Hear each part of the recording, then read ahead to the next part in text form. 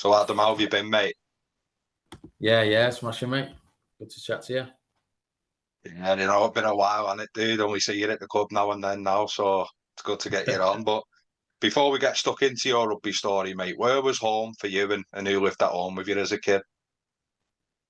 Yeah, well, probably as you know, I grew up in Ditton, Ditton Soldier, just with mum and dad, and Matty, my older brother. Yeah, it was good upbringing, yeah. Right, so how did rugby become a part of your life, mate, and where was your first club? I started at Halton Hornets because my uncle was actually coaching down there at the time, and just took me down at would have been 5 or 6 under sevens, and I just got into it from then, yeah. Do you remember much about them early days, mate? Was it like, did you have a coach stood behind you and everyone got to take a ball and that? Yeah, it was always like that. Bobby Golding was actually coaching as well. I think he was still playing it, like top end of his career then as well. So he was quite lucky. And yeah, my uncle was the other coach because obviously my cousin played. Well, I played with my cousin. So Yeah. Right. So nothing ever put you off early, was you like always the bigger kid, so to say? nah, never. When I was a kid, no. I remember my first game. I don't know why I remember it, but I wouldn't. You know when you go on and shake hands at the end? I think I ran to mum and dad at the side. Did it in you that, innit? I always remember that because that in my first game, obviously, but that'll always stick in my head. I don't know why. I wonder if someone's still got your card and they're waiting for you to sign it. I don't know if you remember that. They used to have cards, didn't they, to prove you were the right age and that. So what junior school did you go, mate? And was rugby a part of your school life?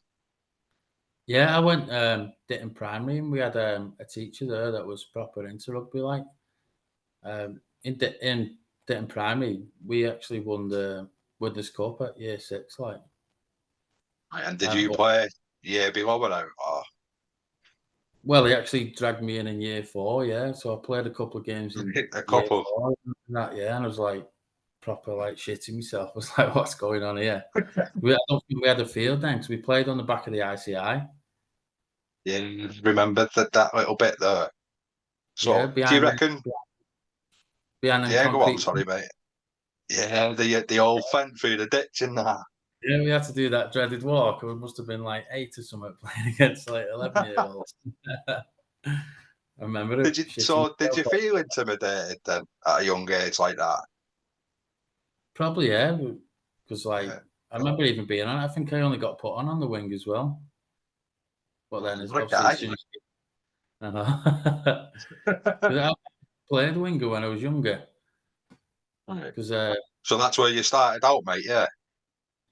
only because I think I was good at tackling then, and Yeah. Bobby was the other good tackler. So they used to say they put us on the wings because as kids, kids try and run around the wing. So we used to have to defend on each wing. That's how it was. So that experience, mate, of winning at a young age, because you've just mentioned little Bobby there, which we'll talk about when you grew up. You had a really good side, mate, throughout, didn't you? But was that something you wanted to do as a kid, or was you just happy playing? Was winning always at the forefront for you? I think that's all we were used to as kids at that, because at under 8s when Bobby and it was Steen Hulty as well coaching then, and my uncle Darren, we went through like under 8s, under 9s, and we never lost one game. I think I've still got the laminate somewhere, Right. like the laminate sheet of all the results and that from them 2 years. We didn't lose a game for 2 years or something mad like that. Bet you were fuming when you did, weren't you? Oh mate, I remember all of us were crying going off the pitch. We got beat at Cuthbert's away, I think, in Wigan. Right. It was like 8-4, and he had this big, massive lad. And I think his mum said to him, I'll give you 20 quid if you go back on. He come back on and scored against us. And they beat us 8-4, like, and we were all fucking crying walking back. Fearing. So, like, what were the teams you remember playing most of your rugby against, like, from, like, 8 to 11? Because it's quite passive then, Adam, innit? It's like, it's not a league system, is it, mate? It's like a pool of No, fixtures, so you just play people once or twice, wouldn't you? yeah, it was always like the St Helens teams. Blackbrook was always a big team. Wigan St Pat's, Jude's.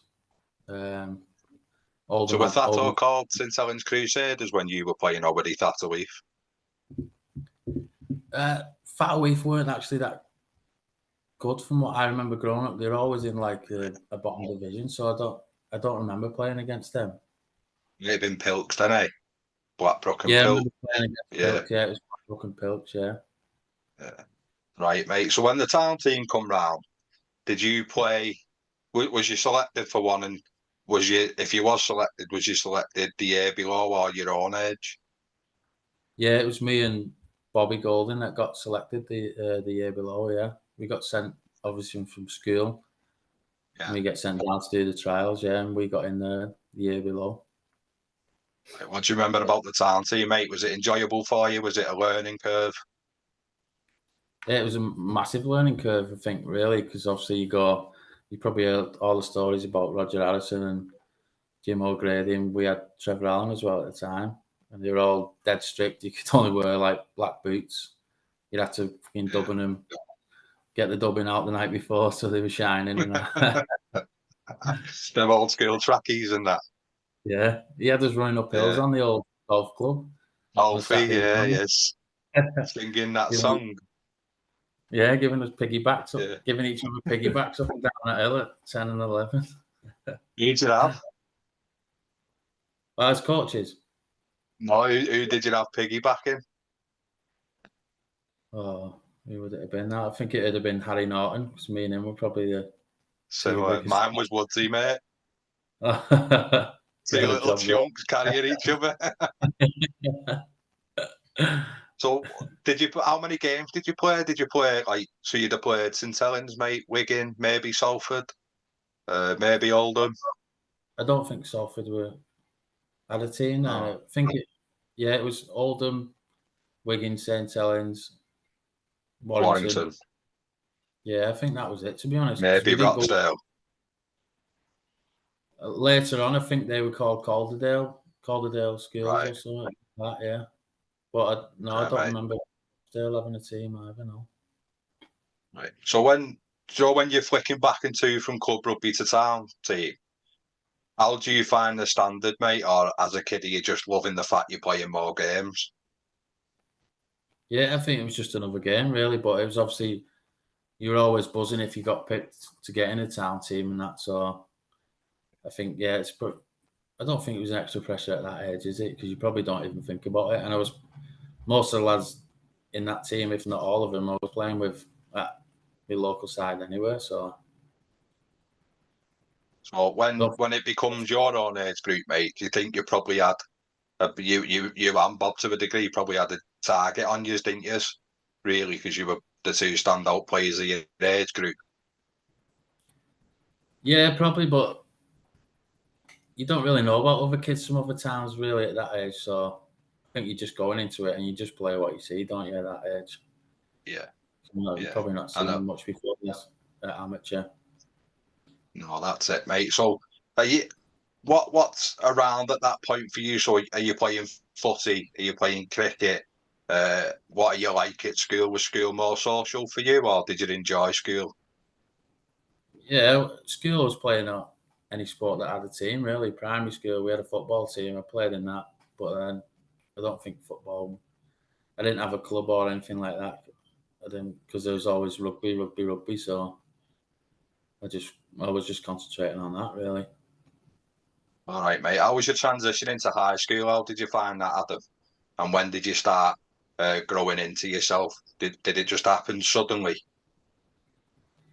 Oh, high school, also my brother already went to Bankfield, so Yeah. the most obvious thing was to go there. I actually wanted to go where Deakin because most of my mates from primary school were going there. But I ended up just going Banky because Matty was there. And yeah, rugby team, we were probably the worst in Halton, to be honest. Did you find that frustrating, though? It was a bit because I was playing like second row loose forward at my club, and then I was going playing scrum half standoff at school, obviously, because not many kids could pass a ball. They just turned up to have a game, sort of thing. So it was me and Adam Sadler, another lad who was at my Maries club with me. It was me and him in the halfbacks, and we were both second rows for the Maries. And then other than that, it was just lads turning up just to fucking have a go at someone. Yeah. No, well, mate, at high school, a lot of teams, other than probably the bigger schools at the time, that happens. You get like someone who plays up front on the wing, don't you? Or a keeper at fullback, just like gap fillers. Yeah. But they probably heavily relied on you two, knowing you could play a bit. But there's only so much you can do from 6 and 7, mate, and you still need the other 11 players to let you out, don't you? That's it. Don't know what school did you go? Pete and Paul, me, mate. Yeah. No. Well, we went over to the Heath, and I think they beat us in like year 8 or 9. And that was the first game they won in like 50 years or something in a game of rugby. And it was against our That year. one have sat with you, that will it? They put it in the fucking News of the World and everything, or whatever it was at the time. There was an article. Big picture of you at half-back there getting beat. It was devastating. Well, like, that's the thing, because even like with the type of lads you're playing with, Adam, even like we'll speak about later around the 5-0 or a little game of tick and pass on the footy court we used to have there in your club game, you're playing for your town. It's always really good. Even like them little mess abouts there, like it was like Scott, Goffin. Anyway, yeah, like everyone could sort of play. But you couldn't be shown up really, because I was like quite a bit older than you as well, and I didn't expect you to be able to. Because no offense, I didn't know you either, and you could all play a little bit. You didn't want to be shown up to a degree, did you? And embarrassed by these young and knocking me about and that. So it must have been difficult for you.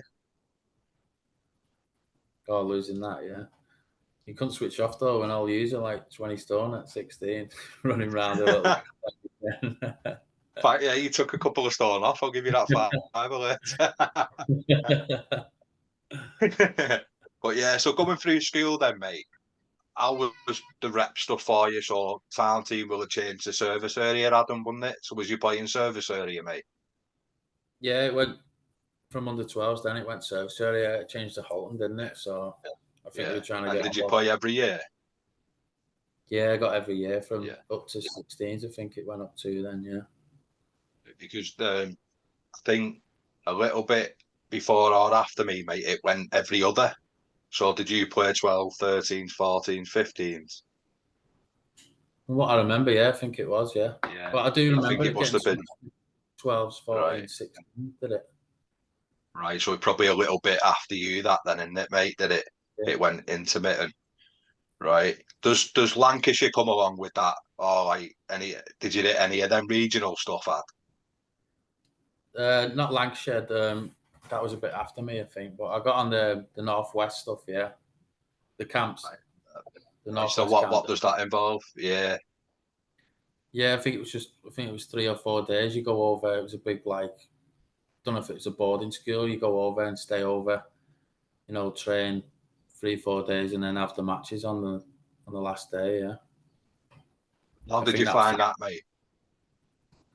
Yeah, it was good. I only got that I think it was 15s or 16s, and yeah, because obviously a few lads from Widnes got it as well, so we had a good time. Yeah.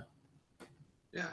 So if that hadn't come along, mate, would you have been more than happy to stay on the amateur level, regardless of what we'll talk about in a bit? Would you have just always played rugby anyway? Yeah, I think so. Yeah, because that's all I ever knew from 5, 6. I think it was 6 or rugby on a weekend. That was every week. Yeah, if I played more, happy there. So just more rugby. So yeah, I guess so. Fair enough. And what was the standard of the club rugby getting like for you? Was it still enough to keep you satisfied, mate? Enough to keep challenging you with the school being the way it was? Definitely, yeah. Because then I stayed at the Hornets, and then I went a year above at the Hornets when the team moved to the Maries. I wanted to stay at the Hornets, obviously, because my uncle and everything was involved there, so I stayed there. Yeah. But then I moved up an age group, and they were challenging for national cups and the league and stuff. So yeah, it was always a different challenge every week, especially that year. Did you feel comfortable at that level, mate? A little bit older than you and mixing it with like teams nationally? Because it is different, isn't it, for kids or people that aren't too involved in rugby at the minute, mate. It is a different level, isn't it? I think so, yeah, because in that team you had like Liam Hume, who was like England captain at the time, and, like Gaz O'Brien. So like I remember playing a national cup final there. I think we got beat though. But like the intensity of that, and like obviously lads that age a year older, it was a bit rough and ready, like, but it Yeah. was good, yeah. And did you ever feel out your depth, Adam? Was you how did you go about playing in a game that was quite, because that's a pretty big game, isn't it? National Cup final, even at 14, Yeah, 15, 16. yeah, I thought, no, it was sound. That age, you probably don't think about it, but yeah, I was playing, getting good game time. I was starting in back row, so it was good. When did that shift happen, mate? When did you find yourself slightly infield a bit more? Probably from town team, I was standoff until under 11s, and then I think it went from 11 players to 13, and then I Yeah. moved to loose forward then from standoff, and then I was playing loose forward for a couple of years, and then when I moved up a year, I was playing back row, and then yeah, from 14s, 15s, I've played back row ever since then. So do you know when you're playing loose, mate? Because there's quite a bit of an age gap between us, isn't there? So when I was growing up, a 13 ain't like they are now. So what type of Yeah. role was a 13 at when you were playing? Mine was like you were, other than Farrell and Schoolthorpe, really, you were just an extra middle. Where now you're sort of an extra half, aren't you, that can carry. And I think when I first moved to 13 from 6, when it was like under 11s, we had the full back out the back one side and we had the 13 out the back the other side. So that's how we played for a All couple of right. years. Yeah, so you It was split the like, field up. yeah, yeah. Then Yeah, obviously you try and get some carries as well. So right. And then it'd be a when way to when play. so when your role changed a little bit, mate, and you're playing like a second centre, really, which we'll talk about later with the other code that people might bib us for. But so how did your game alter, or did it alter? What, when I moved to back row? Yeah. So when you moved to second row from 13, how did you find that? And did it like suffocate your game a little bit, or were you know how to play what you're seeing? No, yeah, because I've always been lucky enough to play with good halves and that. So I enjoy running a good line or whatever it is. You're always on if you want early ball off your halfback or whatever. You can always play yourself sometimes. So yeah, I enjoy it, to be honest. And have you always had the nerve to call for an early pass? Because it like that type of like communication and not command might not be the right word, but you are wanting it early sometimes. That's hard for some lads to have in it, mate. Not everyone's just got that, have they? They have to like get it coaxed into them or they grow up with it. Have you always had the ability to say when you want it and how you want it? Yeah, you can always tell in a game. It's not even every game, but sometimes it'll come in a game where you see something or there's a bit of space ahead and you just want it early. If they're wide or something, you just want it early off you to either hand it on or just get some easy meters up the field.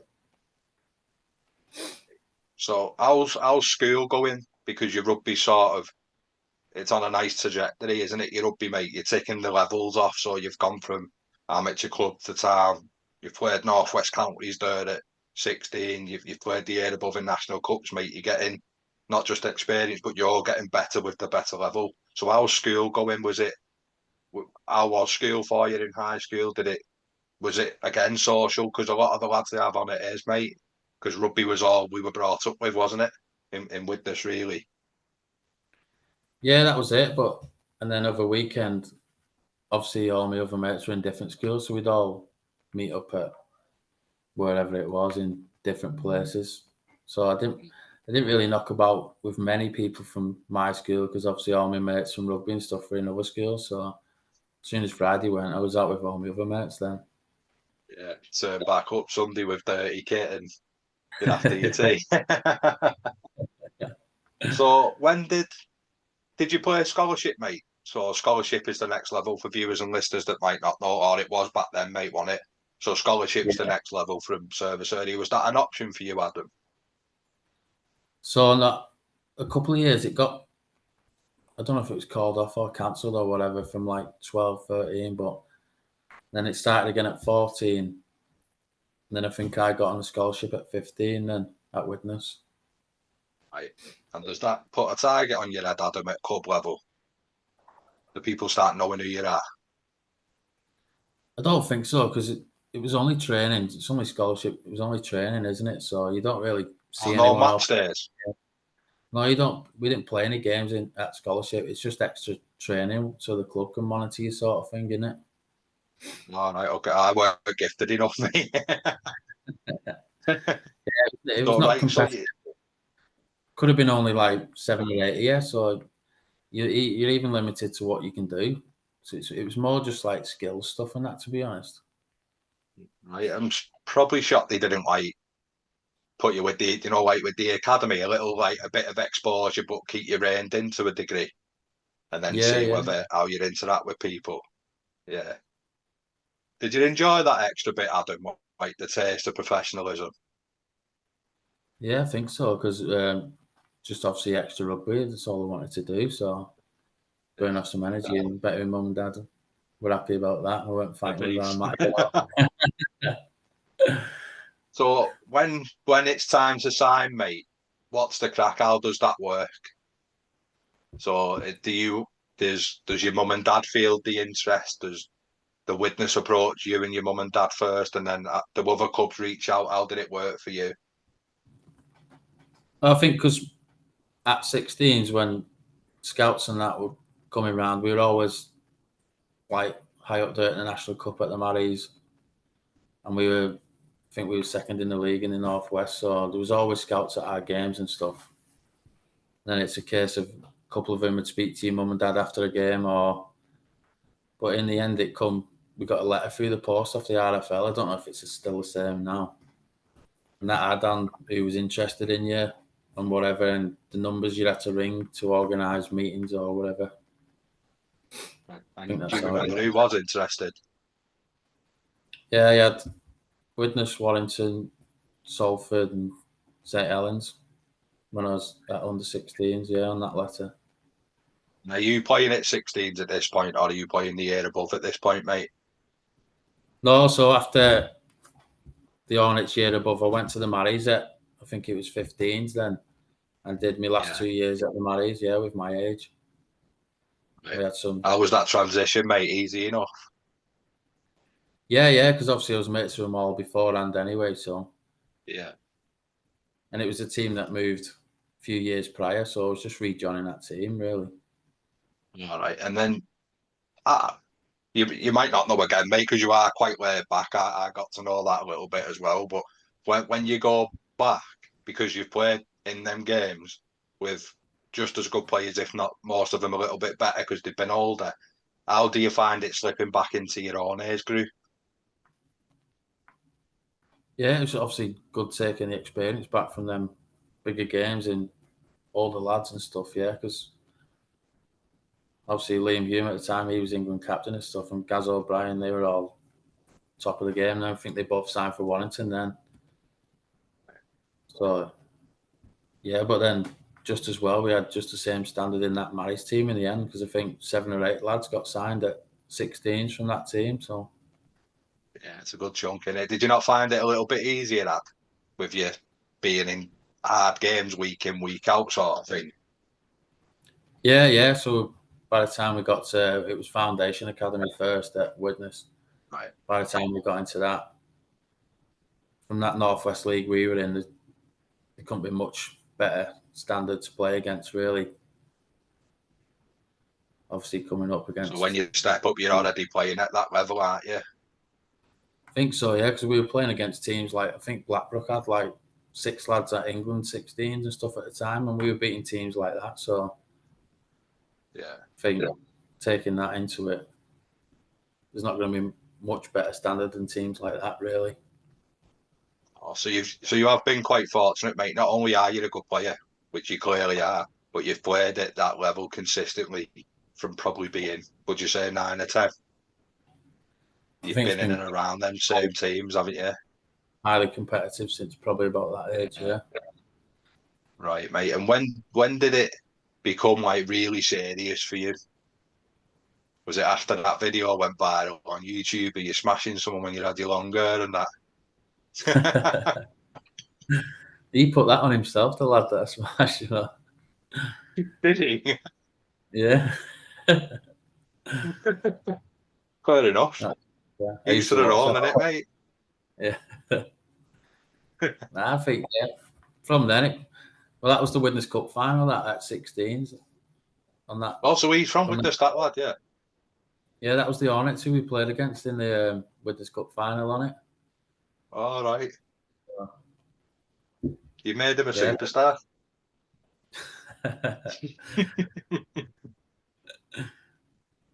How did you find that, mate, playing against like Widnes lads? Because when there was only us and West Bank, like at my age, and we got to probably, when it starts getting a bit serious, mate, at like probably like your age, 13, 14, do you reckon? That's when you started really proper. Like they properly overtook us, like not just by a score or two. Like it got drastic. So how did you find it playing against other Widnes lads? Did you find it easier than playing against like some Blackbrook, and were the Pats good at your age? Teams like that. Not later on, but when we were younger, they were always good. Yeah. Yeah. But like the Hornets, they were always in the league below them when I moved to the Maries, and then we had West Bank. I think they were in the league below that, and then Moorfield, they were in the league below that. Oh, So right, we didn't really play against many Widnes teams, other than that Widnes Cup sort of thing. So, but even that, I remember playing a friendly against the which Hornets. could become a little bit easy to use, really, didn't it? Yeah. So we played against them a couple of weeks before that final, and all the scouts and that were there watching. And we all come out with like sombrero hats and like a boombox and that, just taking them in, just having a laugh and all. We got back to like scholarship and that, and Phil Finney went mad at us all. Was he fuming? Oh, funny. I remember one lad, Jack Right. Mooney, he come out with the boombox on his shoulder for us warming up. Sombrero. But that's the thing, mate. If you aren't going to be like, it's not going to float the boat, mate. Who you're playing against, it is difficult, isn't it? I imagine Yeah. when you get a bit older and you're at the level you're at now, and you've been at a higher level. No disrespect to anybody, um, you sort of you love the game, mate, but it's your job as well, isn't it? So you have to get yourself to a certain mindset to play. But when you're a kid, it's quite hard. If you know the game's easy to be on it, isn't it? Yeah, definitely. How many did you score that day, mate? Any chip and chases and that? I don't know. I can't Because we remember. will talk about that later. It was a close game, that one.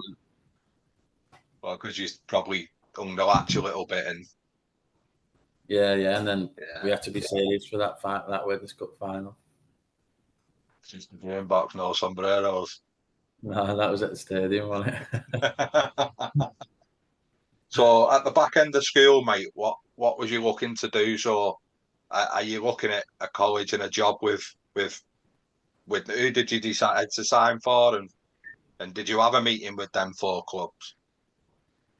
Well, my mum had to speak to him, yeah, and obviously I was a season ticket holder at Widnes from when I can remember. To be honest, my uncle used to take me to games with my cousins, so I was just tunnel vision to sign for Widnes, really. So my mum had to ring the other clubs and say like, "There's no point talking or whatever." Right. And the Mum Widnes could weren't have done a even. gazza there and asked for the sunbed, shouldn't she? If you get me a sunbed, he'll have a chat. I remember Dave Rolt, who was head scout. I remember getting up one day for school and he sat in the living room having a cup of tea with my mum, making sure I was signing. He was But top they're fella. the little touches, aren't they, mate? They're the little touches that go a long way, aren't they? Yeah, that's it. Because I knew Dave and Dom, who were scouting at the time.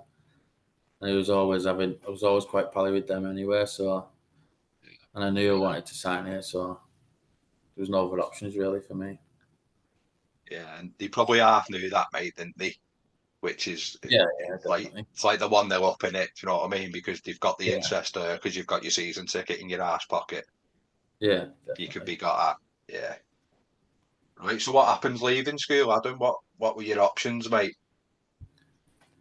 Well, I've signed for Widnes when I was in year 11, so they advised us at the time to do remember the rugby academy course? It was like a BTEC at Oh, at Cronton Cronton. College. Yeah, yeah. Yeah. So the lads that signed, we all done that. So we used to go training at Widnes before college, and I'll go down to college then. It was like a BTEC Without sport. without being rude, mate, is it hard to motivate? Do you just toss it off there? Is it hard to motivate because the end goal is to wear that jersey that you're after in it? Yeah, it was. Looking back now, I should have done some more practical. But you're not thinking at that age. You're just doing whatever, aren't you? So Yeah, you, hindsight's a nice thing, Marks, isn't it? yeah. Yeah, the sound teacher there who used to play rugby as well, Liam Breverton, and so we did enough to pass the course, sort of thing. Yeah, just costing. Yeah. Right. So what happens with the club stuff, mate? When do you have to call time on club stuff? Was you able to play under 18s and that what? No, that was 16s, and then No. signed at Widnes at 15. So Right. What that was it happens for with me. that? Is that junior academy then, mate? Well, there was something like called Foundation Academy, which was under 16s, and we played 4 or 5 games. So, well, I'd already signed like 2 or 3 year contract then to go into Or the even under at that 18. age? Yeah, I think it was a 3 year contract. I signed at 15, I think. Right. So that obviously shows even at that age, mate, that because when like my age were coming through, it's other than Richie, I think, and maybe Shane, they were only like 12-month rolling, if that makes sense.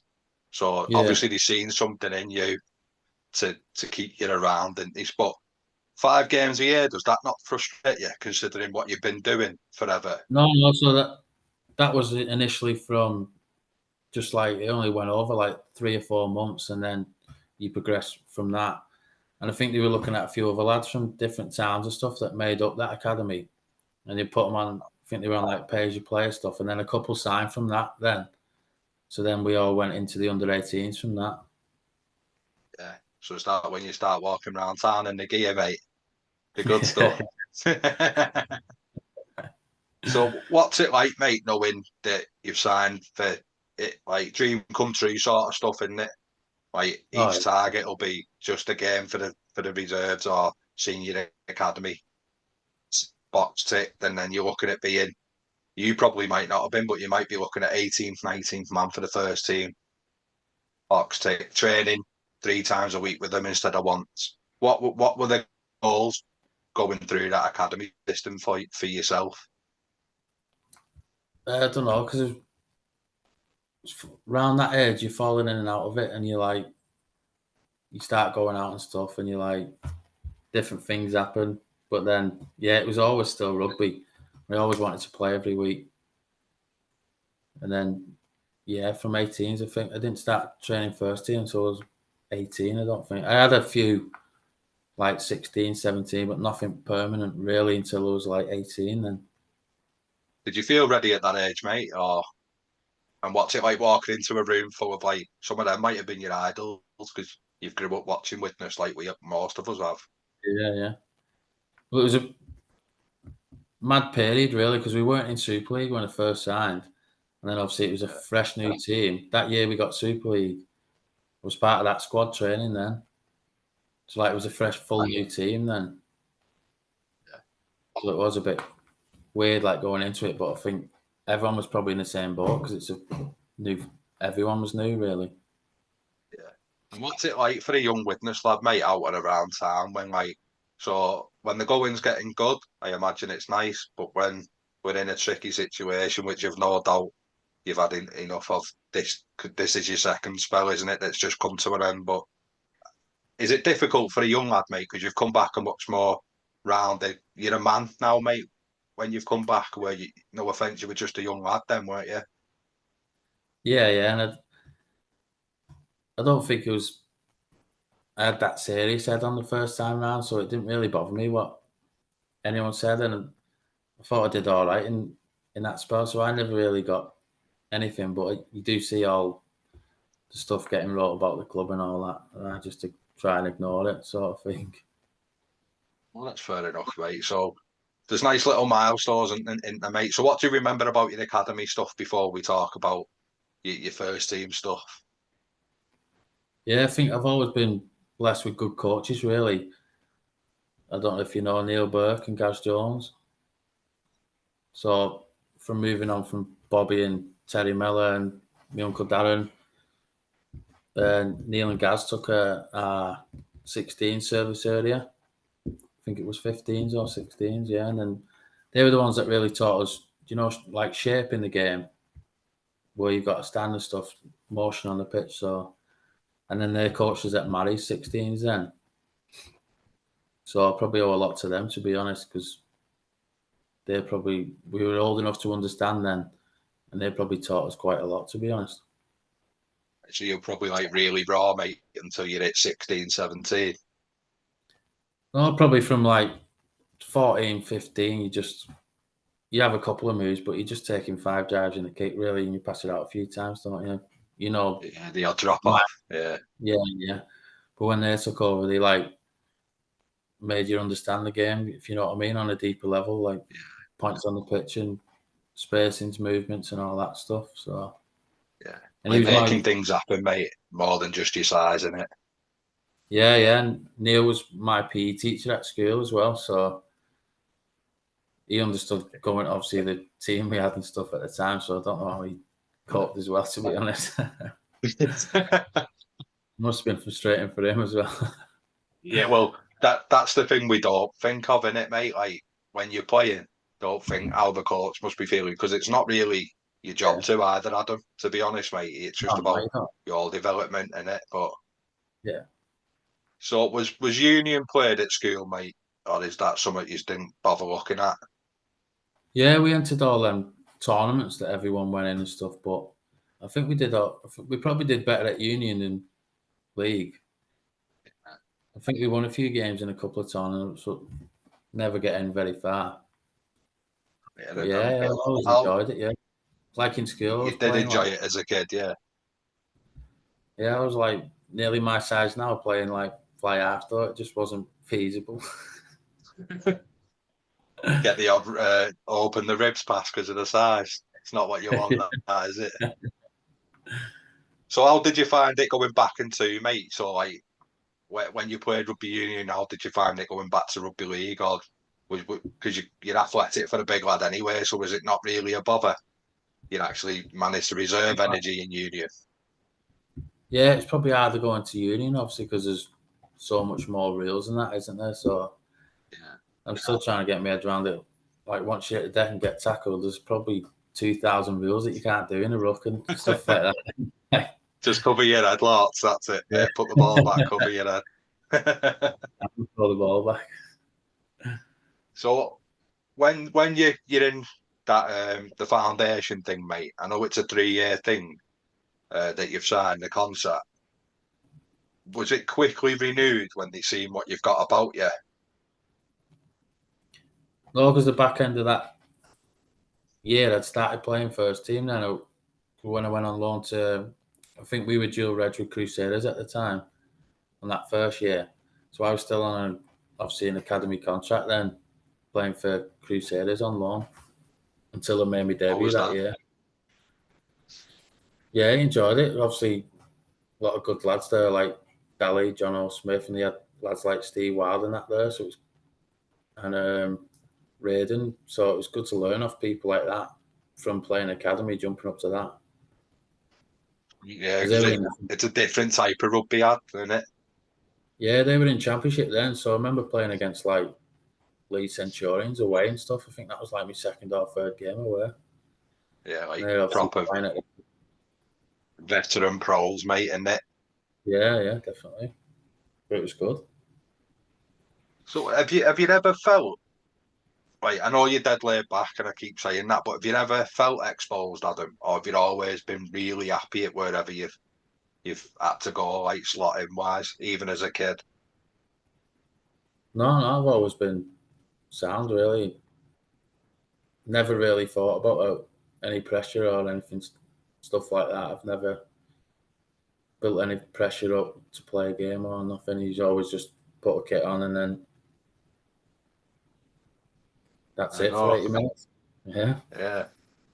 No, so what do you reckon that loan spell give you the taste of a different style of rugby? So you could, as you're growing up, you can play the attritional stuff, or you can play the fancy stuff. Because the only difference I've heard of previous guests, mate, is speed, and it's probably a bit more physical in the champ. Yeah, definitely more physical. And from academy to that, it's obviously a bit quicker. So I remember playing them first games and I was fucking fucked Well, by like 30 minutes. And obviously the experienced lads getting you through it. So no, but it was good. right, and what's it like when you're told you're making your first team debut, mate? Do you remember much about it? No, I only got told. I think it was 2 days before because I've been in the squad a couple of times, and then yeah, Dennis just gave me the call and said, "I'm going to put you on the bench this week," and that was like 2 days prior. I think he said, "Just prepare well." He said, "I don't know how long you'll Right. play, but Yeah, go on, mate. Sorry to interrupt. no, he just said, I don't know how long you'll play, but just prepare to play. I'm going to put you on the bench," sort of thing. I can't remember if we were down on numbers or whatever, or he just wanted to give me a chance. So, but Yeah. And are you patient, mate? Can you wait for you to come in the action when it's right, or do you need an early touch, an early tackle? I remember my first touch coming on. It was at Castleway at the Jungle, and I think Kevin just kicked the ball dead high, and it come down, and I was looping around on the pitch, and someone just passed me the ball straight away, and I was just heading towards the other corner. I think I got bundled in touch on the corner flag. My first Oh, touch. It's probably a good thing getting straight into it. yeah, no, Where it is. That's what I mean. Yeah, but yeah, now you'd was the probably right. finish it like the old school winger you was. I watched it back a few times. I probably should have given it to Paddy Flynn in the corner, but I was never passing that close. So, do you know when you break in, mate, and you're playing with, you just mentioned Kev Brown, like Paddy was around a long time as well, wasn't he? Like, we're bringing people in, which, like, Gazza, Yeah, Ben Cross, Lloyd White, Gail Dudson, like the players you're playing with, are you starting to see how rugby can be played in different ways? Or again, are you just going with the flow because you're just riding the wave of a dream, really, mate, aren't you still? yeah, a bit of both really, because I was never expecting even to play as many as I did that first year. I was just happy being around that environment, getting used to it and stuff. And so many talented players around that time, and we were signing like all the Aussies and that come into it, and even all internationals and that. Still, we had a couple of internationals, didn't we, at the time? So it's And just good did to you be. go in and ask for the 10-year deal when you scored that hat trick against London? You should have.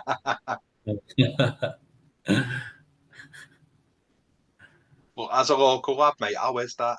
Like, kids don't probably ever dream of scoring hat tricks unless you're a winger, really, did he?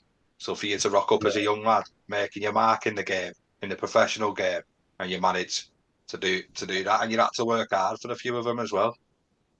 yeah. Well, I think it was 2 weeks before I'd scored the hat trick against Doncaster in the cup. So I think from that, I don't think it phased me at the time. Like looking back now, you think it's probably a bit of an achievement, but at the time, you're just thinking it's another game of rugby sort of thing. So you don't It's a really good think about attitude, it though. when you're not on the wages all the big players are on, so you just think you're just doing it for fun, really. Still at home with my mum and dad, so it's not like life changing, not life changing, but that sort of thing. It's just No, another I get it. game. It's not going to build you a conservatory, is it? You're doing it because you still love it. No, like Yeah, let's not beat around the bush, Adam. Innit? You're still, like you said, you're still on probably not far off your academy contract, even if you have got a yeah, first team one now. Yeah. yeah. So how was it playing in the Challenge Cup the first time? It's something we've grew up watching on the BBC and that, mate. How was that? Yeah, I think we were getting beat when I come on. That was against Doncaster at home, and then we only ended up beating them like 40 points to 20 something in the end. I don't Of course, I we don't know couldn't how I cope. managed to scrape a hat trick, but somehow I did, yeah. They all count, I don't they? Right place, right time, innit? Game knowledge. Most of it. So when you rock up, mate, and you see Lawton on the back of the jersey that you haven't bought yourself, or Yeah. when like because you're quite good when you're after the game, you go and meet the young fans and that, don't you? What's it like when you see your name on the back of jerseys and that, especially one that you've grew up wearing? Yeah, that's it. I used to take pictures of it all the time because it wasn't real and stuff. And I always remember the first Magic weekend and stuff like that. Still got that picture somewhere of me locker there.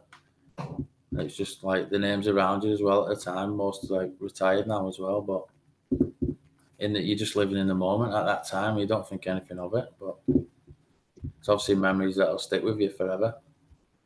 Hopefully they do, mate, because it's some achievement and you're still in a big moment of your career. So it'll be a few years that you manage to look back, mate, and we'll have a joke about it probably after this. But what's Magic Weekend like? Is that something you're enjoying? You like the idea of, mate? Do you think it's a good idea? Yeah, I love it. It's always hot. Summer's there. There's always loads of fans there, and it's like an exhibition, really, isn't it? Yeah. You get to see loads of games. You're playing on a big stage. It's like around that time in that team, we weren't getting to. Well, we got quarterfinals, semi-finals of the Challenge Cup, but we never at Wembley or Old Trafford. So that's probably the closest you're getting, really, isn't it? Yeah. And it's them big stadiums, something you like, what? Oh, there's no better. Is there really walking out on it? You wouldn't know, So mate. Don't rub it it's in.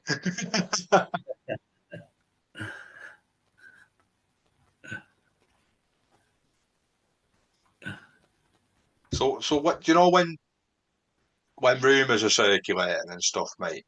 Because there was a big buzz about you working around the town, whether you want to admit it or not through a smile or acting like you've not heard me or out. But there was. What does that do for you? And like, I used to bump into you going out with like a few of the lads as well because I knew you through Gofford and that. And what was it like downtown when you're getting spoke about and the people let you enjoy your night, or do you have to like be courteous to people? I don't know. At that time, I obviously used to love going out after the game and that because you'd never buy a drink around that time, and I think there was a buzz about the team. So we were not far off playoffs and stuff. And just coming through, I think I was just soaking it all up as probably everyone else does when they go through that phase. Yeah. Because my mates are out every week, so the odd time I join them, you soak it up. I don't blame you, mate. Plus, you're mixing it up with like you said, the Aussies or the Islanders or like stars of the game. You need a let off, don't you? You can't just sit in four walls 7 days a week, other than an hour and a half playing. You've got to go Yeah, out and live life, haven't you? yeah. Right. So when you're at the Crusaders, mate, what happens with that? Because you were dual reg, were you training with Widnes and then turning up to like a captain's run and playing? Yeah, that was it. You just do the captain's run on the Friday night or Saturday morning, whenever it was, and then play on the Sunday. And that was it. You go back to Widnes then. You wouldn't know week to week if you were playing or not. Because if you're in the Widnes squad, you wouldn't be training with them, and then one week you might be. How So it did you just find depends. that? Yeah.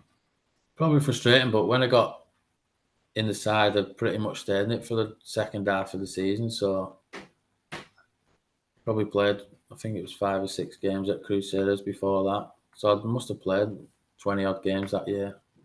So I was happy with that. Was that your first year, Lawton? Yeah. Yeah, I thought that was been 2013 that year. So when did the sabbatical start entering the brain? That was 2015. I went over to Was then. Right, so was that in the thought process for a while? That No, not at all, really. no. I went over to Was in the summer and the off season. Then I went back in, done pre-season, played I think 5 or 6 games the next year, and then I weren't getting picked for a while. And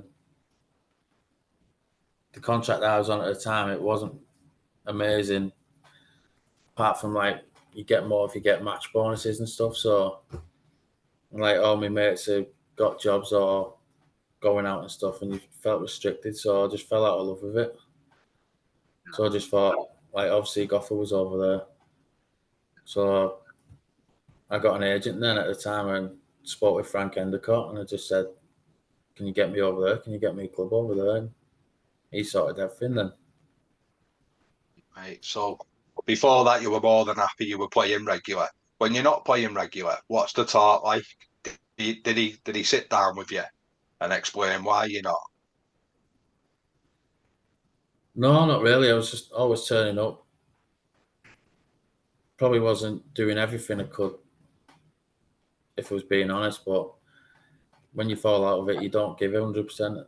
So I thought I just needed that break to find the love for the sport again, sort of thing. So Not that, mate. Just to be happy in it, because it does yeah, impact your life, doesn't it? Yeah. So what was that chat like when you asked Adam, if you don't mind me asking? no, I did. I think they thought I was going to sign for someone else because I had to sign a form saying that I couldn't sign for any other Super League team, any NRL team, because I told them I was going Oz. I said, yeah, that's fine. I signed it. So they held my registration until obviously if I wanted to come back, I could come back. So they thought you were just using that as a stopgap to go in the shop window, sort of thing. Yeah, I think Yeah. they thought I must have been wanting to sign for someone else, yeah. I could get why you've got to look after. It's a business as well, Adam, which you're probably starting to see without Oh, yeah. realising it at that age, aren't you? They'd invested, Yeah, looking now, they'd invested in me, so yeah. You wanted to they obviously, protect it, didn't they? yeah. Yeah. And how did Australia go, mate? Talk us through what's coming through your head when you're sat in the airport waiting to go. And that is, are you doubting whether you should be going, or are you fully looking ahead to what's coming? Oh, no, I was just buzzing because I'd been there in the summer for a few weeks, so I knew what I was Yeah. going back to. And, the club had signed for, like, they'd sorted everything, they got me a job and everything when I landed, so I just fell straight into that, really. And for viewers and listeners that won't know, mate, you actually signed for the Dolphins, didn't you, before it was ever rumoured they were going to be an NRL side?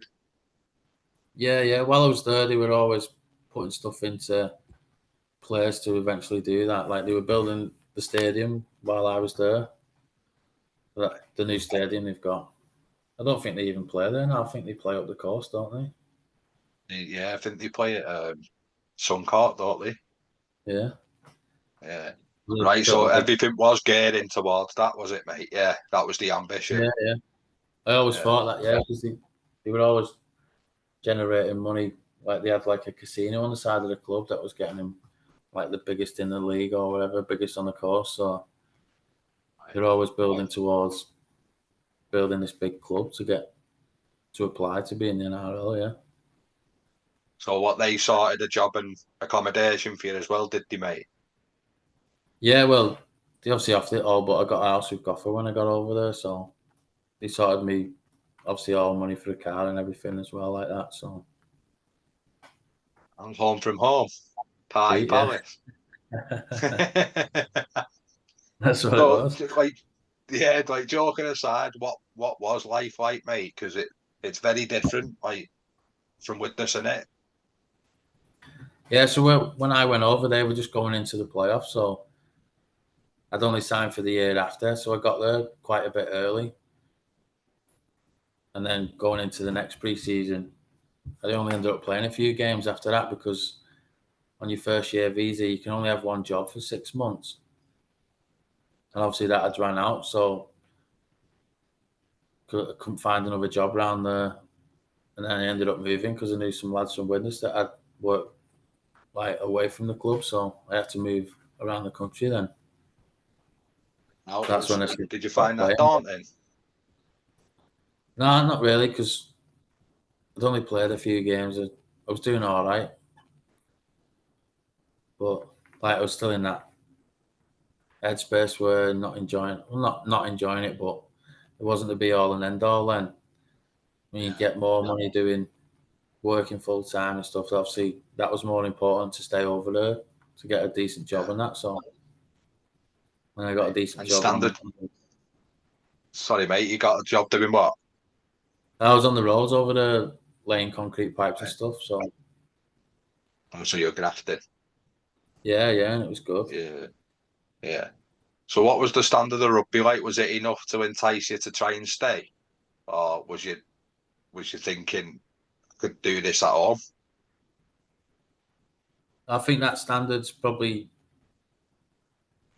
it's not. I don't think it's Super League standards like that Q Cup level, but Yeah, it's somewhere in between Championship and Super League, definitely. I was going to say that, so it's enough to keep you there if you can match it with a job and a visa and stuff. Oh yeah, definitely. Yeah, yeah. So what comes on the back of the graft that you're doing? Are you managing to play, or are you just living the life now? No, yeah, I was just working and living and going around the country. Really, Yeah. spent that last 18 months just doing what I wanted. Really. And did it not bother you about rugby and that, mate? Not even about when you come home? Would you have just eventually come home and just played with Matty or played with your mates? Also, when I moved down to Port Macquarie, and there was a team there. It was Shane Millard's dad was like the director or CEO, and a lad that I worked with, the manager there, he knew him. So he picked me up one day and was showing me around this rugby club and stuff. And I was going to sign and play there, but obviously Redcliffe had me registration and they wanted like a good few £1,000 to give up my registration, like, so I couldn't play. All right, Then so you say you politics again here, mate, aren't you? yeah. Yeah, So they held it right. then, and that club wanted to pay it, but I didn't want him in case he had to move for work again or something. And that wasn't a big club like Redcliffe was, so I didn't want to put that on them. So I just said, nah, just leave it, sort of thing. So Well, that really you'd have felt an attachment to do it if you were still in the headspace and not being bothered. That'd have been yeah, twice as hard again, Adam, wouldn't it? yeah. So if I'd have had to move for work again, Yeah. I'd have had to let another club down, sort of thing. So I didn't want to put myself in that position again. Who was it? Port Macquarie Sharks, I think they were called.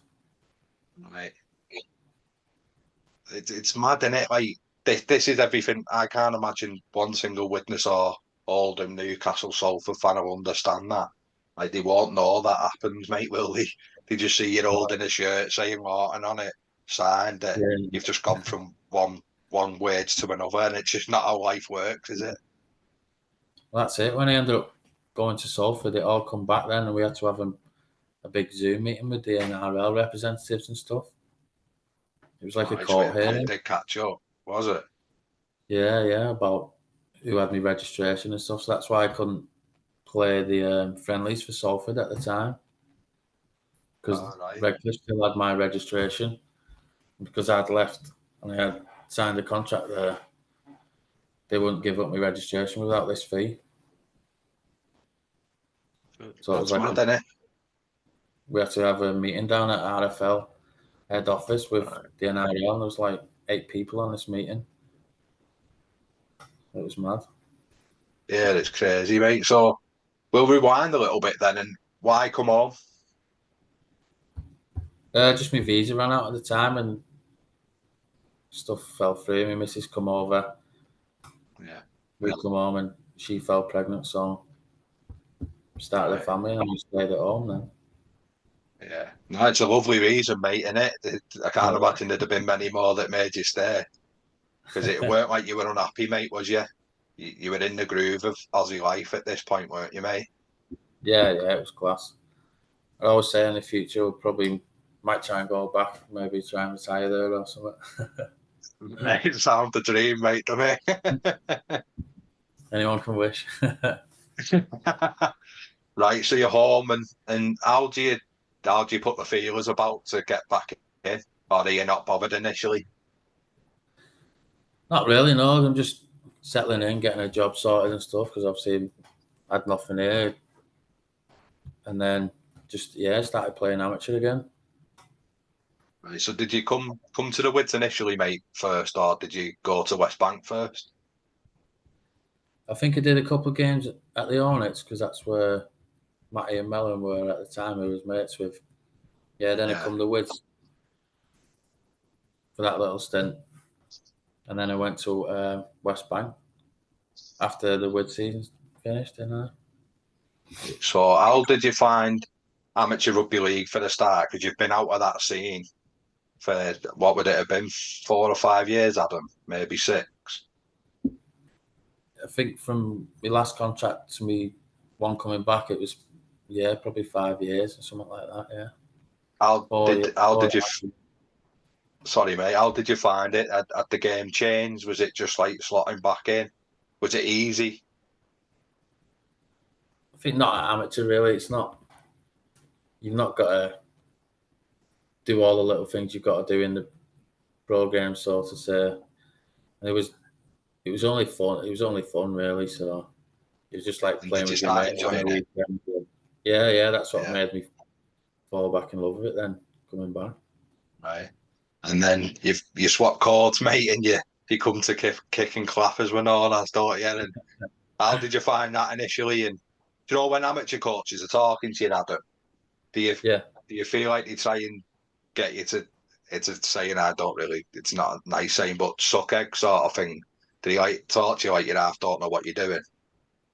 Yeah, but I think I needed that coming over because I think that's why it did me good only playing at 12 because I didn't Yeah, have to get all them reels going into the ruck at the time and stuff. And it's only from then when you start watching it. I started watching it on telly and taking a real interest. Then is that you get most of the reels that come with it, like yeah. not going in from the side and stuff like that. And you got to stay on your feet if you're going for the ball over the top and stuff. All that stuff that you wouldn't know coming in blind and just playing. So it's like fair play to like Million, like the Murphys and that who go over and play, and they're proper. They're still going now, aren't they? Getting stuck right into it. Yeah. Also, fair enough to them. That's it. Do you know what, mate? I know you do, but you even sounded like you knew what you were on about then. I know you do, but you sounded it. So, how did you see the game different at 12 to maybe playing in the back row in rugby league? How did it open your eyes at all to space and stuff, mate? I think so because you logically you think there's a lot more room, but when it's up in front of you, it's not because like wingers are just coming round. There's not like a left winger and a right winger, is it, or left centre, right No. centre? So I think you've got to find space, sort of thing yourself. And like I said before, in league you can get your timing off someone playing the ball, but union you could have a 9 that holds the ball in, or you could have a fly half that takes a few steps. So it's all timing and stuff, and you've got to learn off the players around you. Or someone could hold the ball on the floor for a lot longer than I play the ball, You definitely. can. So, do you know when you're playing in like our type of derbies at the Wids, like the LSHs, which become lively for you, didn't it, mate? And I think they might have made a bit of a target of you, if I'm honest, and that. But how did you Probably. find? No, I think they did, mate. You're a big lad. You can see you can play. People know you've played Super League from the likes of St Helens and Warrington and Lee and that, mate. Don't they like rugby league hotbeds? So they know you've been there. How did you find it playing in them confrontational games in Union compared to rugby league? I think it was mostly it was all right. I remember playing against Lee, and they had Penke playing, Sean Penkovic and that. So I was having a laugh with him and that because I obviously played against him. Yeah. Then you see a lot of league players going over, like Sean Richardson went over, didn't he? Yeah, still playing. Yeah. He has a cig at half time. Yeah. So do you think it allowed you to learn the game a bit at 12 rather than throw you in the deep end in the back row, which we spoke a little bit about off camera? Yeah, because I think if I'd got three straight in the pack, like there's so many rules that you have to get your head around, isn't there? And you can't just throw yourself at someone and take someone out. No. But then at least at 12, you can sort of see the ruck and then you can see other parts of it and like know when your fly half should be kicking, finding touch and stuff like Just that. don't want to go up in a line out straight away, do you? No. So when you signed for West Bank then, mate, sorry, mate. So when you signed for West Bank, was it an easy decision? Yeah, I spoke to Steve Curfew, who was like player coach at the time. And he said, yeah, mate, definitely come down. And they were a good team at the time and challenging for the Northwest and stuff and the counties cups in the league. So he said, yeah, definitely come down. So yeah, I loved my time there, yeah. And is that what you got signed on the back of? Because you were chipping and chasing, which we joked about before. You were scoring hat-tricks. You were sort of back doing it how you used to do it as a kid. You're playing what you're seeing. You were clearly loving it, mate. When you were coming to Wids, you were like you were a different lad again. You were back the old Adam, weren't you, mate? Rugby was back into being a key part of your life. So is that on the back of playing with mates again and family and Matty? That the driving force going back pro? Obviously, it was good play. It was a dream playing with our Matty up at the Wids. So hopefully it can happen again before we both hang them up.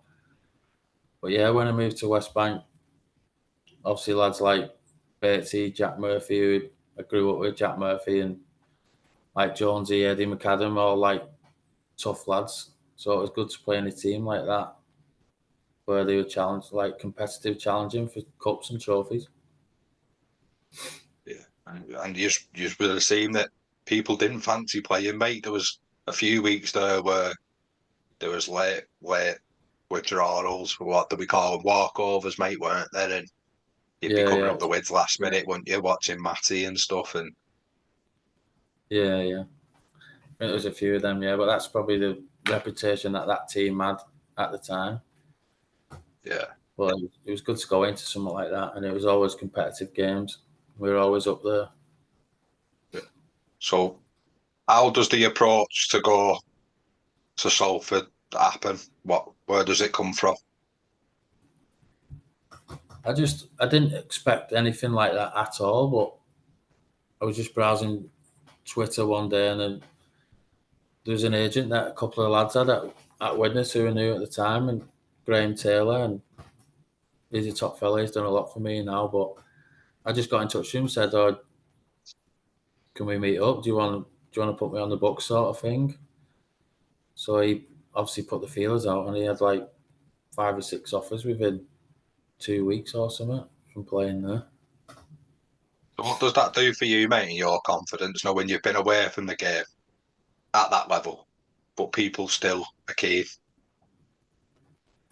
Yeah, I think it's because I probably did a bit all right before I went away, so it's probably more people taking half a chance on you, thinking you'll still be half all right, sort of thing. So we give you a go. So, but yeah, when Salford come in, it was a no-brainer. Really, I just thought it probably was too early for me. Looking back at it now, getting straight in for that from not training properly and stuff, going straight into that. But now to go into that environment and get into not playing in it, but not playing much that year either, but being around that team and getting to the grand final. Yeah. It's just something that'll stay with me, definitely. So, and I learnt a lot off Ian Watson as well at the time, who's probably one of the best coaches I've had. Right, mate. And Again, hindsight's wonderful, mate. But what lad wouldn't have said yes to a Super League side like that? Yeah, exactly. I couldn't have Yeah. said no and done it any different, really.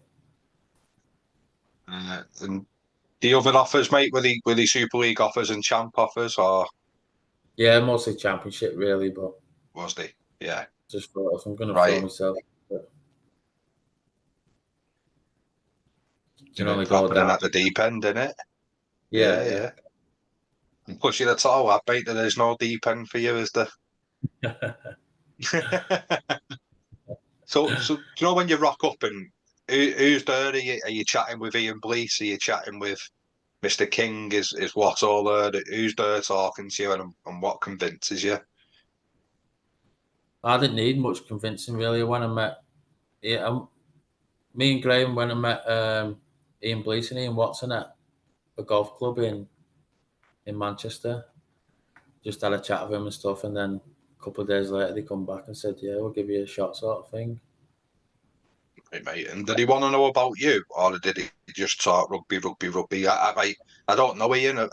I know him to a degree. I've had him on me. I like the fella and think they're doing a great job Yeah, at Salford. But there's more to Adam Lawton than rugby, isn't there? yeah. Well, I think that's what them meetings are, really, to get to know you, what your background is, make sure you're not like a knobhead sort of thing. I think that's what them Yeah, meetings are more about, really, nowadays, because we've seen all they can see or want to see. They just want to know what you're like, really, don't they? So yeah. Just know that you can split the Guinness, no dramas, mate. And the contract was there, wasn't split the G. it? So what's it like when you rock up, mate, and that team's how it is? Is it? Do you feel? Do you feel like the young Adam again, like you did playing for West Bank with him out and Hornets?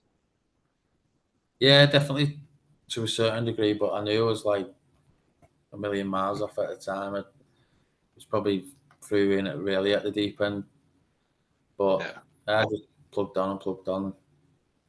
I got a few games in the end that year, and a few loan deals to try and get me up to game speed and that, which was Did you good. And then find I managed, low moves? yeah, because I couldn't play in the friendlies and stuff, obviously with all that stuff with Redcliffe. So Yeah. I did like 2 month loans at Swinton and Rochdale, which was good at the time because I'd not even been at that level since Yeah. 5 years prior. So that was my first game was against Widnes, believe it or not. First game back for Swinton. So yeah, that was getting through in at the deep end. But yeah, it probably done me the world of good, them 2 loans, and then I managed to get a couple of games after that. Yeah. So But I don't know if that you team, know, mate, but I'll ask it. Sorry, go on, mate. no, that team was solid. So I was just appreciated being a part of it and watching how Yeah. far we got that year. It's just fucking Yeah.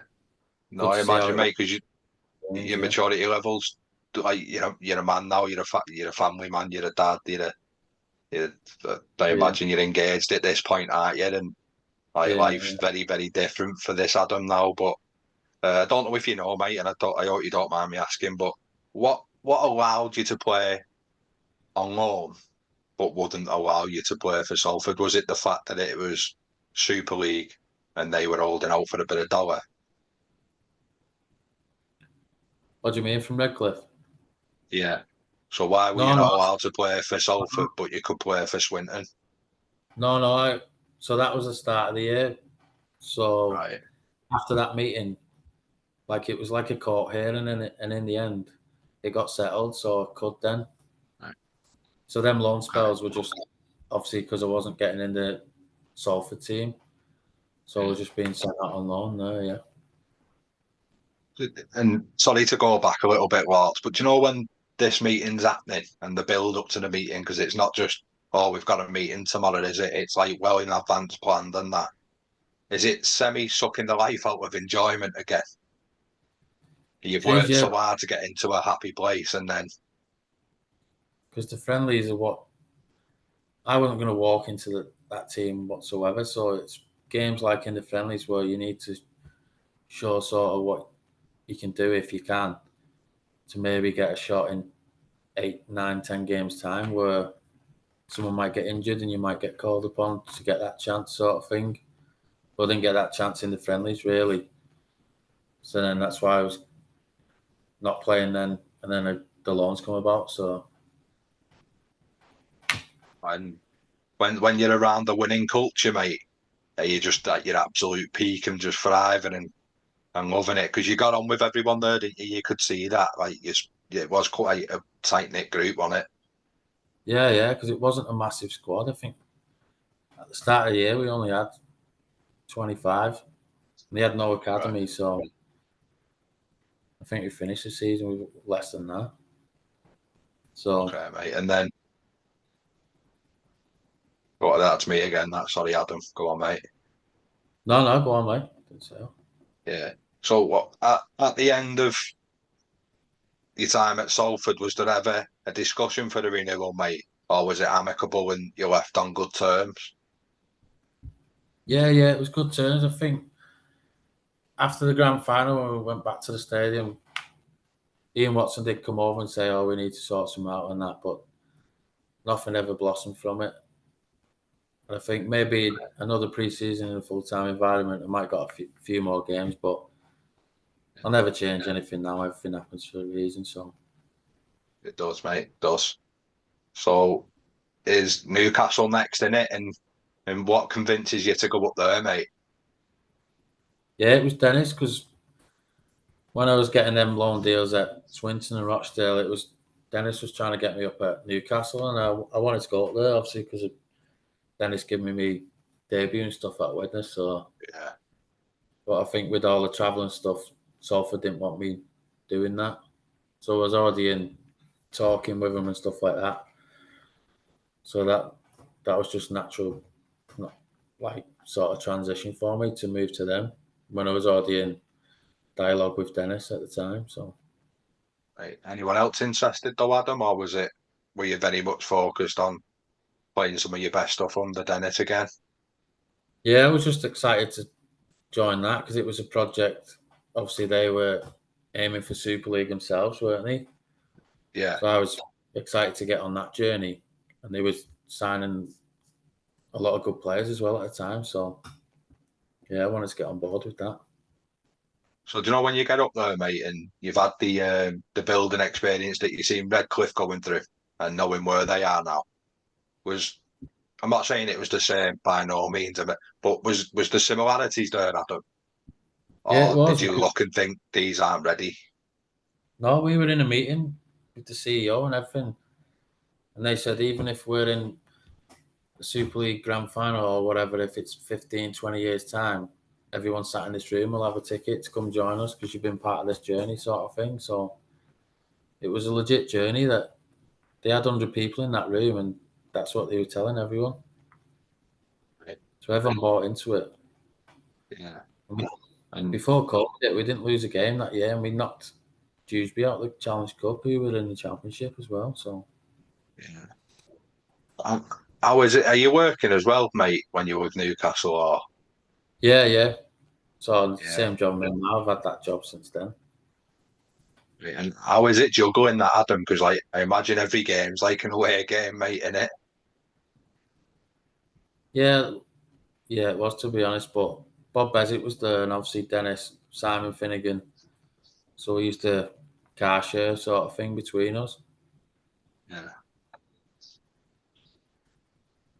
You know the experience there, mate. Is it easy to draw on with you being like you're still like a young man, really? Are you comfortable asking for extras, for tips, for stuff like that off them types of people? Yeah, I think so because obviously Dennis was director of rugby. Simon Finnegan was head coach, and I played with Simon at Widnes. Yeah. And obviously Dennis was the coach then, so Simon did the majority of stuff, but Dennis was coaching as well. So it was just like it wasn't new, but seeing him in a different light, sort of thing. But I always had respect for them both anyway from coming through. So it was an easy thing Newcastle, to. like some Yeah, like home from home, really, mate. I imagine with familiar faces and stuff. Just a bit of a longer drive from yours. Yeah. Getting home at like midnight, 1 o'clock on the train, 2-3 times a week. God, like that tests the love of the game, that mate, done it when you've lost it Yeah, and got it back. Yeah, yeah. I was riding that well, there wave was good though. sweets in the car. Yeah, a few coffees and a few podcasts. So you like you just mentioned then, so you're still on the wave of being back and enjoying it, I imagine, aren't you, and seeing what comes. Yeah, yeah, definitely. So like that was a new squad. So well, the heart of the squad was new, but they got quite a few new signings when all this come about and Dennis took over and they got Simon in. So I think they just missed out on the playoff final the year before. So they had a decent squad anyway. So it was exciting to join that. Hoping we get promoted the year after. And how was it, mate? Was it a spell you enjoyed? Yeah, yeah, definitely, 100%. The lads there were sound. Obviously, Ev Simons was up there anyway, so Yeah. I knew they were all good lads. To be fair, So yeah, like coming home, mate. So what what's the feeling like? And does Graham put the feelers back out? I'm guessing you'd have had to think proper this time because, like again, life's changed, hasn't it? yeah. So that was when COVID hit. So that season was cut short, really, and then we're all on whatever it was at the time, that 80% thing. Can't Yeah, remember the what that was. furlough thing. Yeah, yeah. So from then, I actually signed at Ottawa when Ottawa started up. Okay. So I was took loads of convincing to the missus and that that I'd work out and stuff. And then everything was signed to go over there. And Right. obviously that all fell through as well. So How did that make you feel? That mate was you still willing to play? Was it a bit unnervy with like how the world was? yeah, well that was back going full time. So when that opportunity come round, obviously grabbed it with both hands. Like you think they were on like a because Toronto were up and flying as well. So when Ottawa come around, you think, yeah, I want to get on that. And then it all just COVID hit, and then they couldn't enter the league and stuff like that because of flights and stuff and all that. So that didn't really progress. As a silver lining, though, mate, at least you weren't in the Toronto sort of thing where they weren't getting paid, and that at least it like sort of flopped before it started. Not that it's nice. I'm not saying that at all, but at least you No, could. this was Do you know what I like mean? December time though, when everyone signed already, teams are All right. sorted. So we ended up getting compensation anywhere from them contracts, which softened the blow a bit. And lucky was able to sign back at Widnes then. Right. And because of the time of the year, mate, are you having to take probably a deal a little bit less than what your market value is just to get on a roster? Uh, Not really, because I signed back at Widnes then. I'd already told work because we were going back full time. I'd give notice in at work and everything. So luckily, my work's been sound with everything. I'm still here now, still there now. But that could have went horribly wrong, really. Cool, mate. But so, but I imagine the buying it work before all that happening has obviously paid its dividends for you, mate, hasn't it? Because they've left the door open for you. Yeah, yeah, because one of my managers is a big rugby fan, so he understood everything like that. So I was quite lucky in that respect, and the door stayed open for me job because I was working my notice period and didn't really give him a date until I got a date to start training. So I just went back with my tail between my legs, sort of thing, and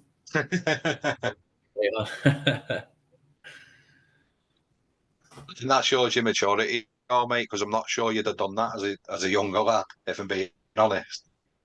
no, no, no. It's until you get Yeah. responsibilities and stuff, and you got a mortgage and kids and that. that they've all got through away, and I'd have been back at my mum and dad's. Like the old days. Good days, though. No, but that's it. Like I've said it a few times, yeah, and it probably because I know you as well. Your life is drastically different at this point, and like you have got bills, you have got kids, you have got school uniforms to pay for, you have got the daddy jerseys to get, and all that sort of thing. Haven't you? So was coming home a nice feeling, Adam? Yeah, because a couple of times I could have signed back in between Salford and Newcastle, but I didn't want to come back because I knew I went in too early at Salford because it was my hometown. I didn't want to come back too soon and not being the team in your hometown. It's a lot different, isn't it? So I thought the time was right then to then come back, knowing that I could be competitive and put my hand up for a starting jersey sort of thing. Yeah. And how did you find it back, mate? And how's it this time walking round and instead of in the pubs, we're probably doing your shopping or watching Matty at the Woods and that. Yeah, well, it is a bit different, obviously, being in the championship and that. It's not as big and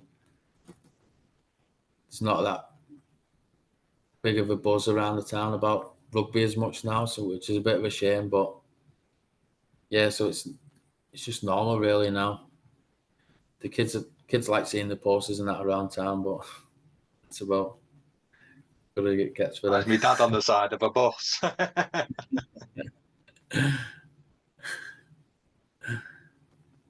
So it's a shame, mate, innit? And all good things come to an end. And I know it's now been announced where your rugby's going to be getting played next year, but you must be more fulfilled with pride now that you're that bit older to know that you've contributed everything you could every time you could on the field for what most kids want to do and play hometown club in it. So what has playing for Widnes meant to you and how hard has it been to leave? Yeah, probably if you'd asked me a few months ago, I didn't want to leave, and I thought I'd see my career out back here. But yeah, obviously things happen and stuff. I thought we'd done a few games that we should have won this year. We should have been in the playoffs and we'd have been pushing. You never know what happens in them games then. So I think leaving's probably a good thing now, but I'd have liked to have won something or maybe gone a bit higher with Widnes before I left, yeah. And that's the thing with sport, mate. It isn't always the fairy tale, is it? So, excuse me, with your No, contract expiring, who puts their hand up and wants Adam Lawton in their club, or what was the interest like?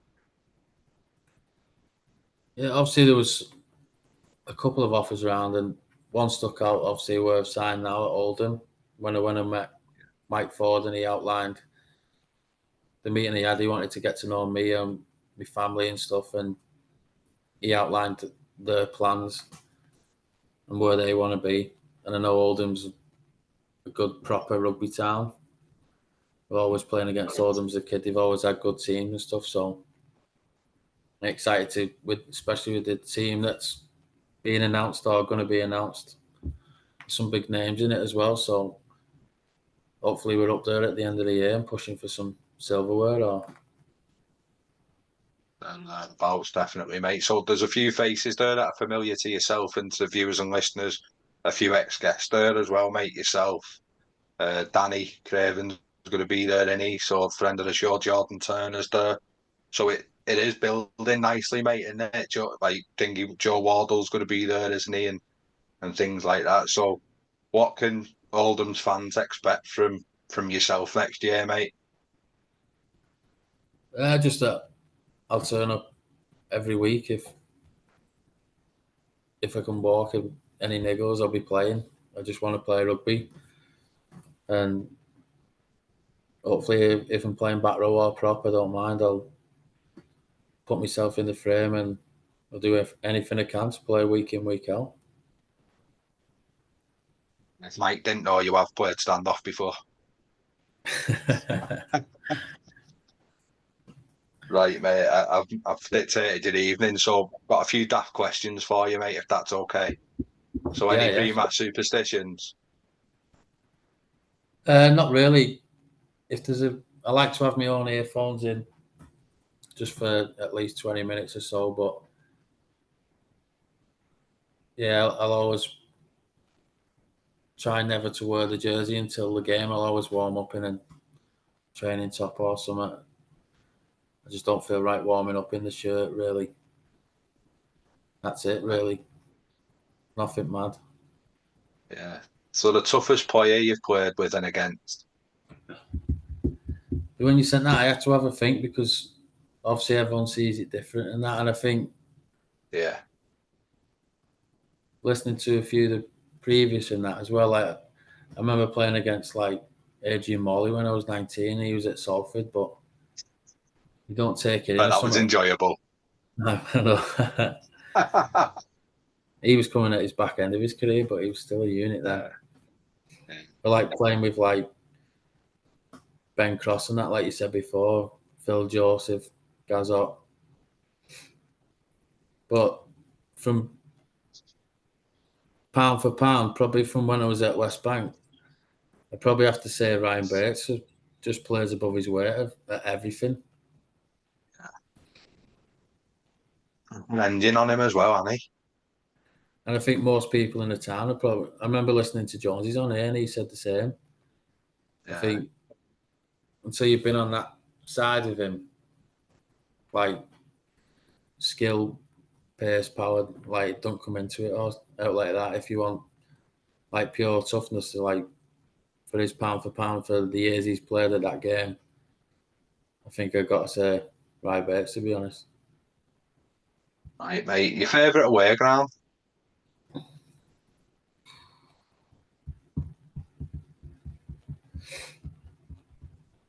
My debut at Cass was probably hostile because they're all on top of you there, aren't you? But yeah, I remember beating Warrington away on a Thursday night when we were down to 12 men. So good game, that, innit? Good game, that.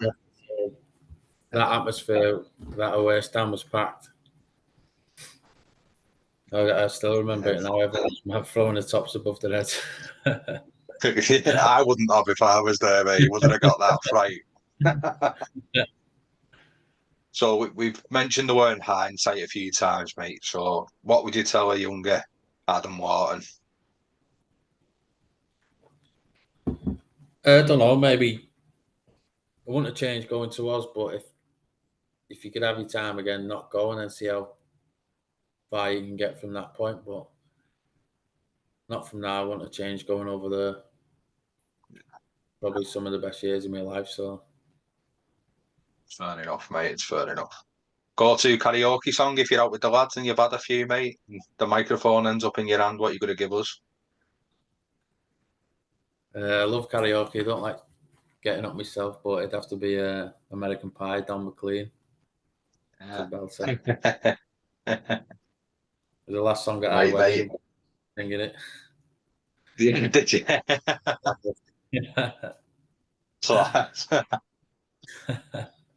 Right. So if you're willing to, mate, a 1 to 13 that you've played with so far. That's a scribble a few names down before. I know I didn't play at Salford that long, but there's a couple of lads in there from there. Yeah. At fullback, I went Reece Ambry just because in that time I think he was just untouchable. Like going into that squad, I think he was just rapid and no one could catch him. Well, I played with like Nile Levels, even Jack at the minute. But yeah, gone with Reece for fullback. Yeah. Wingers, I went Ken Seo, Pat Arvan. But just missing out could have been Paddy Flynn or even Dion Cross recently at Widnes, who've been flying. And Paddy Flynn, just tough athlete, who just carry all day for you. Centres I went with Tyre. He's just done consistent. He'll kick goals all day and he'll always be there and he's always got his mouth open to say something.